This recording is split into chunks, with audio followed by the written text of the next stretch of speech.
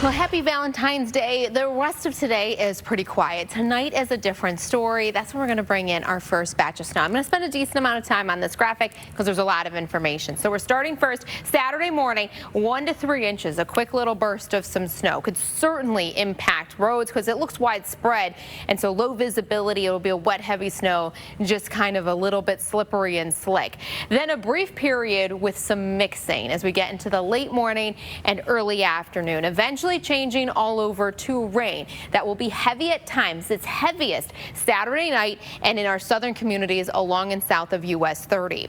As a cold front pushes through, we'll go back to this mix and eventually back over to snow. I do think that majority of the snow that we see on Saturday will be washed away by this heavier rain. Then we bring in the next batch of snow, and this is what will sit on the ground as we move into the rest of Sunday and into Monday. Speaking of Monday, that's when we'll have some lake effect snow. Whew, it's a lot of information, I know, and it's hard to actually talk about totals when it is going to be so variable like that. And we will be watching for flooding and ice jams as well, especially on that Saturday night time frame when we're expecting some of the heaviest rain. And right now the radar is all clear. Catch me tomorrow morning, it'll look a little bit different, and that's when we're going to be covering exactly what's happening. Winter weather advisories will be in effect at that point.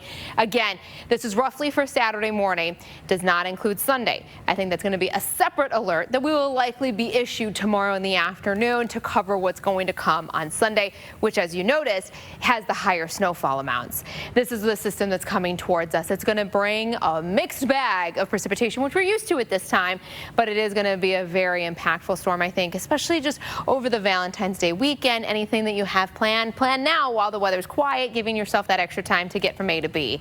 Temperatures across the area right now only in the middle 20s. Going out to dinner for V-Day, we're looking at temperatures in the middle 20s. Snow's holding off. It's cloudy and cold, and we will still have a wind chill only in the teens and low 20s. But notice by tomorrow we're starting to increase the digits, getting to a high temperature of 40 degrees. It'll be hard to enjoy that 40 degrees though because it is going to be so wet and it doesn't last that long. High temperatures early on Sunday and dropping. Even that 28 degrees on Sunday is a little misleading. I think we'll be continuing to drop throughout the afternoon and evening on Sunday.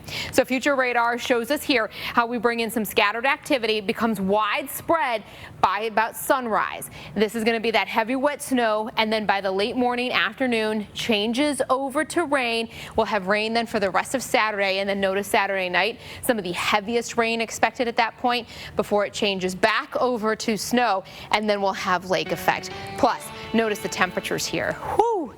Bitterly cold. We've got the polar vortex back in town. Temperatures way below average all of this week. Incredibly cold, not as cold a week from today in the middle 20s.